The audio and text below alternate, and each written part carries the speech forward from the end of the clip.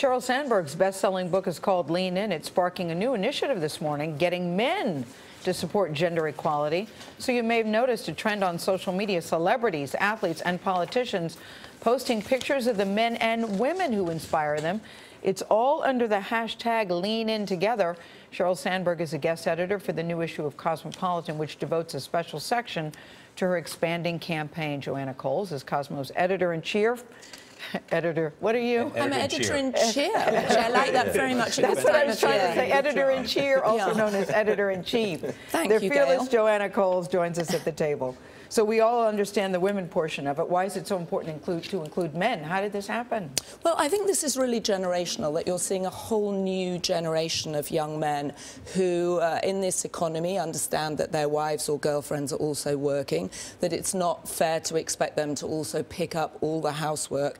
And interestingly, and of course we love this at Cosmo, and I see the gentlemen's faces leaning in here too, actually couples who share housework have more sex. If that isn't a good ad for leaning in together, I don't know what is. I'm happy to lean way You're in almost here. horizontal at this point. Sex in the kitchen. But what's Do the fun men have is, to be convinced? Do they have to be convinced? well, No, not at all. Not at all with that information, right? I think also what's happening in this economy is couples understand they have to pass the baton back and forth, and it's better for everybody. It's better for kids to see the family pulling together and creating this thing, cooking together, cleaning up together. The woman can't be expected to do this anymore. But I do think it's generational. And what Lean In has done is got a ton of celebs, actors. We've got Hugh Jackman, Beyonce, and Jay-Z. Generational, but there's Warren Buffett. There's also Warren Buffett, Buffett's out there, who is not spending much time on social media, but he did come to the table for this, very keen on promoting women, getting women further up the leadership chain, which is really what the book Lean In was all about when it launched, pointing out with lots of research that there aren't enough women in these senior jobs, and now it's become a movement, and now we've got men to the table too. Which fits in perfectly with what Nora was just saying and what they're doing in Japan with Absolutely. Abenomics. I mean, are there places that are more enlightened than others? Well, it's interesting because we just saw Germany make the decision that they're going to make it mandatory to have 30% women on boards in Western Europe and Northern Europe. Right? Yes, on boards of directors.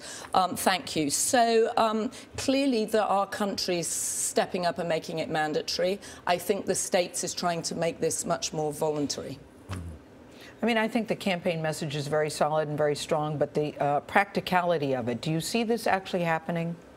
I think it's beginning to happen because I think people are suddenly aware of it. And what we're seeing is 60% of college intake is women now. That's been the case for the last sort of 20, 30 years, women creeping up at college, yet it's not reflected in leadership, it's not reflected in government, it's not reflected in the top management in companies. And Why is that, Joanna? Well, the weird thing is when you look at all the research, companies with a diverse board, with diverse management do better.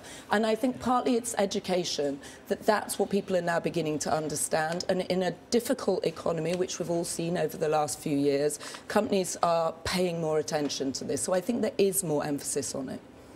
Self-interest would be a good place to start. Not a bad place to start. If that's what it takes, Charlie, let's do it. Let's get this done.